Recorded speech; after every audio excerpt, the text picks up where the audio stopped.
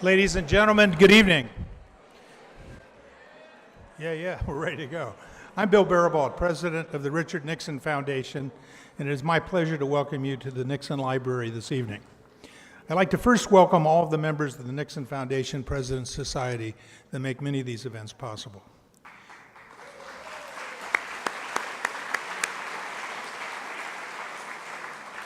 And thank you all for your passionate support of all things Nixon. Allow me to also extend my thanks to all the Nixon Foundation Associates Club members for their support.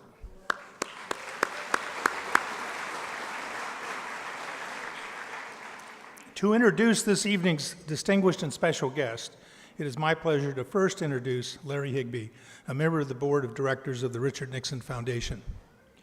In the Nixon administration, Larry served as Deputy Assistant to President Nixon and the right-hand man to President Nixon's Chief of Staff, H.R. Bob Haldeman. After the Nixon administration, Larry worked for PepsiCo, Unicow, and the Times-Mirror Company. When he retired in 2008, he was Chief Operating Officer of Apria Healthcare Group. In his retirement, Larry has been busy serving on boards, working for nonprofits, and keeping up with his children, and especially his grandchildren. Under his chairmanship, the Segerstrom Center for the Arts built and opened a beautiful concert hall in Costa Mesa. Larry has also served as the chair of the New Majority, a Republican political action group and think tank. Among many notable honors, he is the recipient of the Horatio Alger Award. As a member of the Nixon Foundation Board, Larry played a prominent and generous part in opening the new Nixon Library after a $15 million renovation in 2016, which Judge Jeanine Pirro just toured through, and I encourage all of you to do the same. Ladies and gentlemen, to introduce our speaker this evening, please welcome the Honorable Lawrence Higby.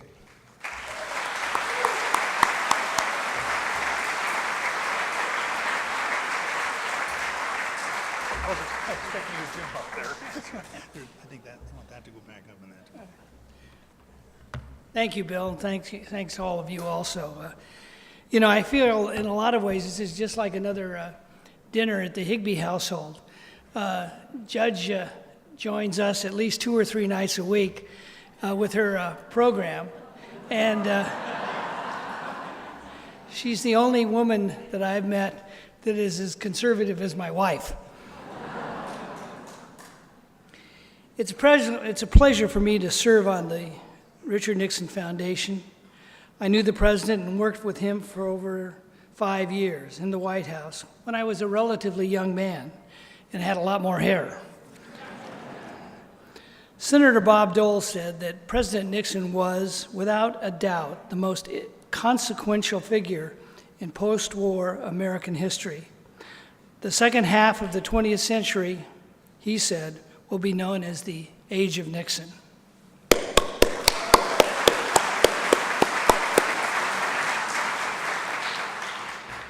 Indeed, the tide of history is turning and being rewritten. I believe that due in part to the good works of the Nixon Foundation and your support, Americans are taking a second look at Richard Nixon and wondering really if what they were told by their friends in the press in the 1970s is really that accurate.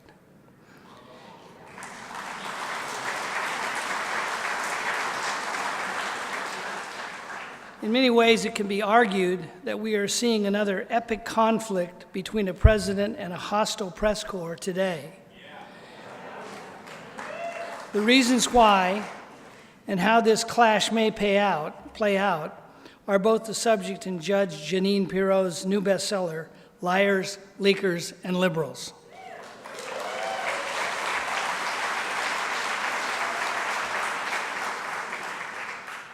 Judge Pirro isn't new to the political scene. In 1990, she was elected the first woman to sit on the Westchester County Court bench. In 1993, she again made history as the first woman elected district attorney in Westchester County. As a prosecutor, she received national recognition for the founding of one of the nation's first domestic violence units and has tirelessly crusaded on behalf of silent victims of violent crime. She also created one of the first operations to catch internet pedophiles. As you all know, she hosts Justice with Judge Jeanine on where else? Fox.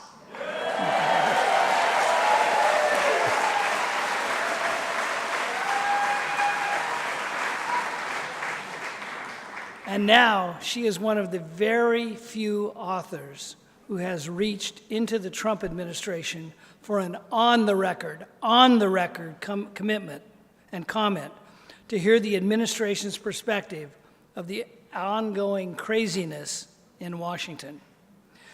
There is no one better than Judge Pirro, to answer these questions and many more. Ladies and gentlemen, please welcome me for the first time at her Nixon Library here at the Nixon Library, Fox News' own Judge Jeanine Pirro.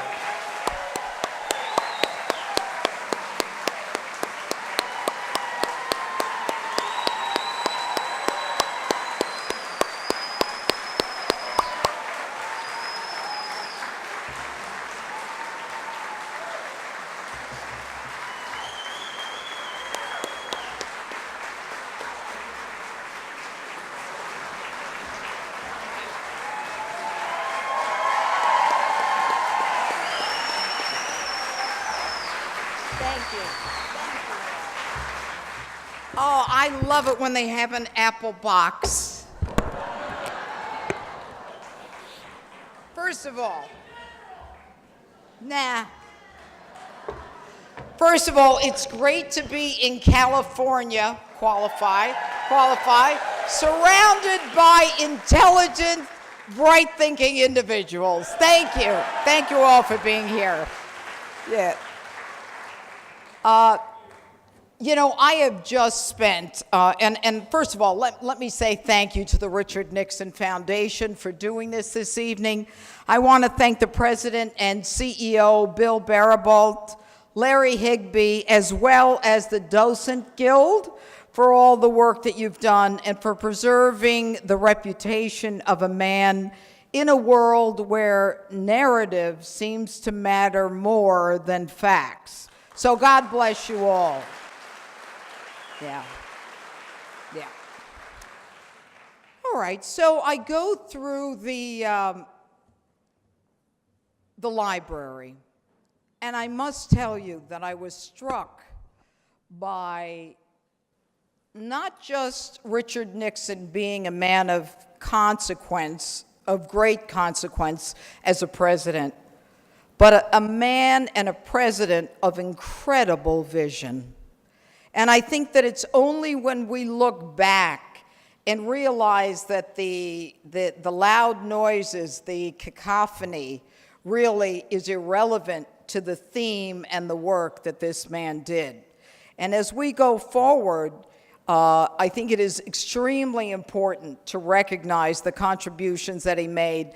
And it must have been, when I think about it, the last 2 decades of his life, living with the burden that he lived with.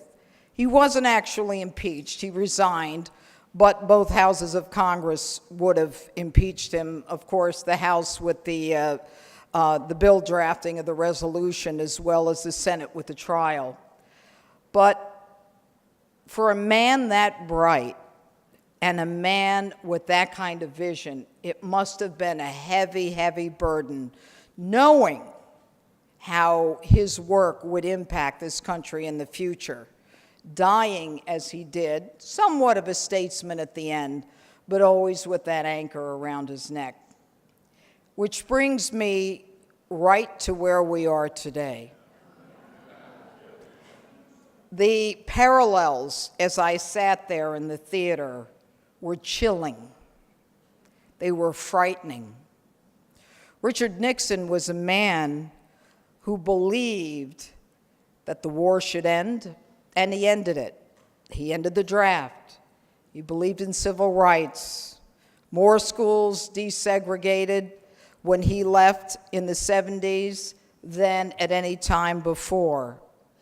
And as someone who has suffered, and I didn't talk about this until I started talking about uranium, which is another subject, But as someone who has had cancer, and I'm 5 years out, thank you. Oh, thank you. Thank you. I appreciate that. And I'm no different than anyone else. But what I didn't know was that President Nixon gave $100 million toward research when he was president for a cure for cancer. Very unusual. No one had done that before him. President Nixon was also someone, and I have visited Israel 5 times, and I was not aware that in 1973, during the Yom Kippur War, that Richard Nixon was of so much assistance that Golda Meir said that Israel would not have survived but for Richard Nixon's support. Who remembers that? No one. It's a shame. And so, as we watched the hearings of Brett Kavanaugh, and I was on an airplane and didn't have a chance, but I've kind of heard a little bit about them, and I don't even know if I want to watch them. Richard Nixon put 4 justices on the Supreme Court: Blackmun, Brennan, Powell, and Rehnquist, all of them against judicial activism. The man was a great president. Yep. So I have this job at Fox.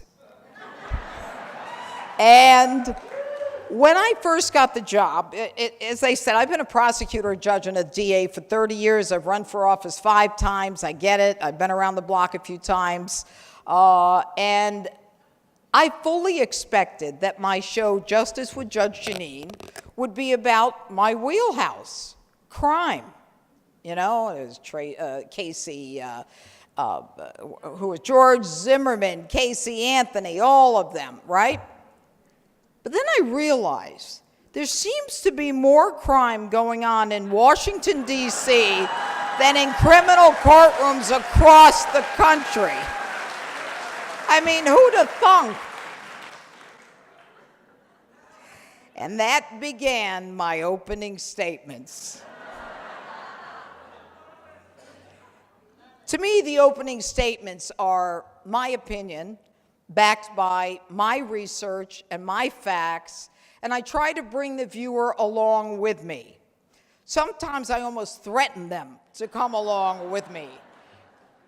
But I appreciate those of you who watch. And before I finish, I just want to say thank you all if you do watch me, because but for your watching, I wouldn't be on television. So thank you. No, I thank you. I thank you.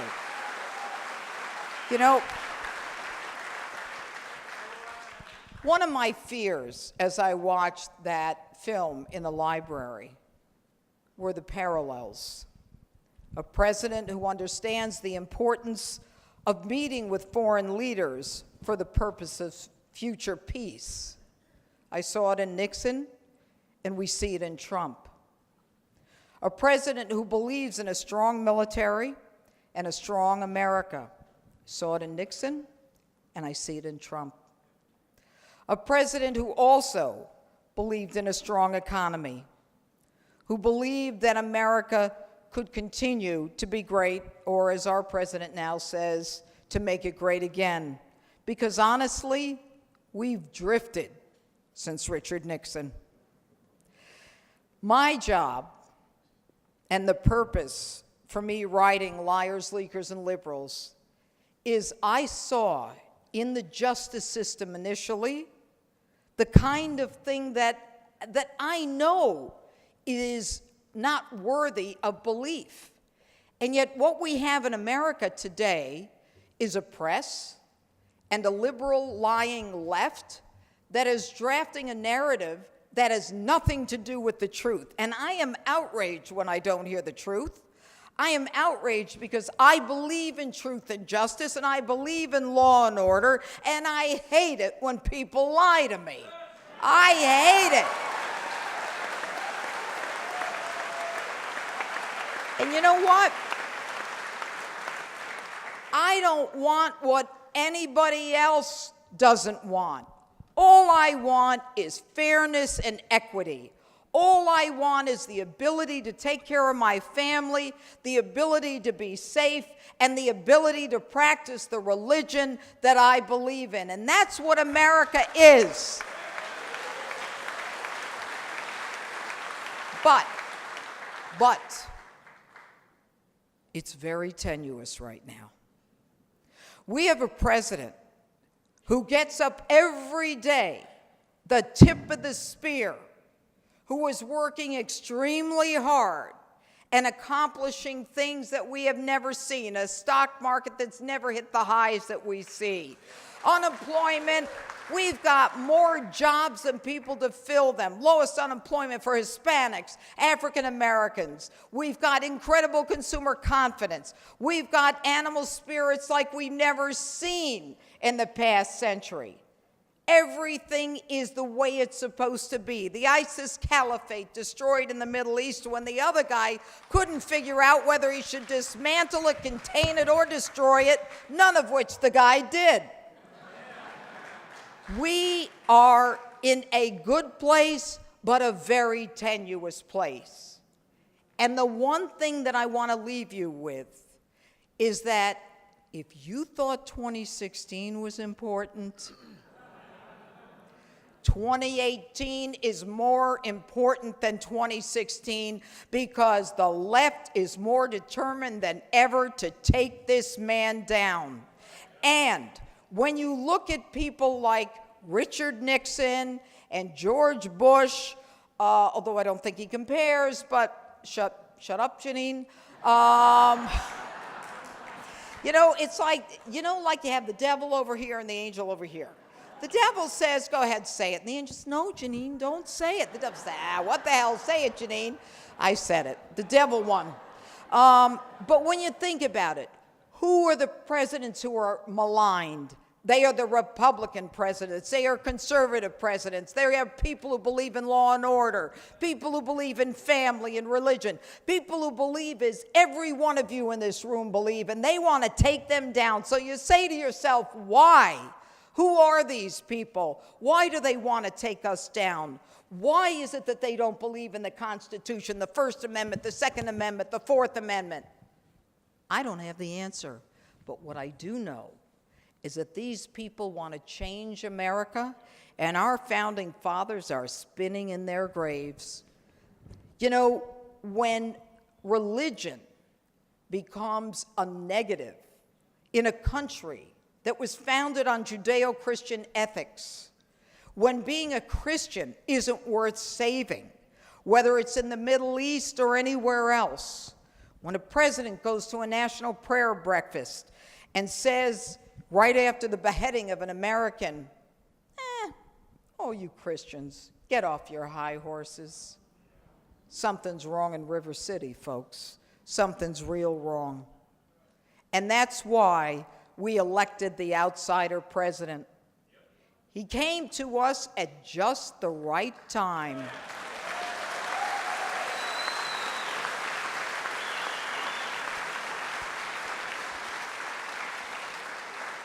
The economy was in shambles.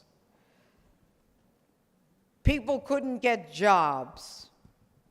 Illegals had jobs, while Americans had to work 2 and 3 jobs to take care of the rent or the mortgage or the education.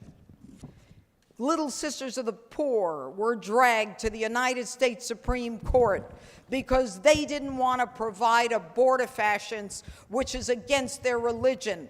When the Obama administration said, we don't care about religious freedom or your religious rights, we care about abortions. And so we'll drag the Little Sisters of the Poor to the Supreme Court. Everything was wrong. They said the GDP at 1% was the new normal. Well, what do you think? 4.1 right now, and it's going up.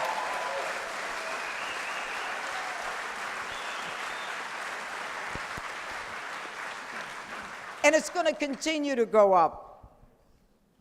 I know the man. I've known him for 30 years. My then husband was his lawyer. And we used to fly with him to Palm Beach on the weekends in the winter. My kids were little. There was a little table in the back for Kiki and Alex. They're all grown up now, but anyway. And he would always put leather on it. He would always say, you got to cover the table for those kids, because my son used to color like this instead of like this. It was always a bang. I saw the man. He's not a caricature of what you see. He is a man who is, as far as I know and as far as I've seen, a man who has an incredible work ethic, who does believe in family. And if you don't buy that, the proof is in the pudding. Take a look at those kids. Not one of them an alcohol problem, a drug problem, a run-in with the law, beating his girlfriend, none of that stuff, none of it. They all work hard, and they all have an incredible work ethic. And in the book, I talk about my relationship with Donald Trump. You know, racism is relevant to Donald Trump, but it's not the racism that you're thinking and that they accuse him of. It's a race. Whether it's for the Woolman rink in New York City that came in under budget and everyone said it couldn't be done, or whether it was in any of the businesses he was in, it was always a race to be the best and a race to make sure he could accomplish it at less than everyone else could. And when he went into television, it was a race to go to the top. The man is a success. He is a man who never sleeps. He doesn't sleep. The guy sleeps 3 or 4 hours a night. He'd call at all hours of the day and night. The man is a good man who believes desperately in this country. And when you read the book, you'll read about some of the things that I don't have time to tell you about, but some of the things that he's done that no one talks about. And the amazing thing for me is that the press loved him. They loved him. You'd walk down the street with him, and people would come running to him. He would thank a hard hat. He would thank a police officer. If you had dinner at a restaurant with him, he'd go into the kitchen and leave a wad of cash. Nobody was watching. That's just who Donald Trump is. That's who the man is. And that's why I believe in him, and that's why I fight for him. Ladies and gentlemen, Judge Jeanine, thank you, Your Honor. She will be up in our Annenberg court to autograph copies of the book. Please pick one up. They make a good gift. We will see you later this evening. Bye-bye. Thank you. Thank you.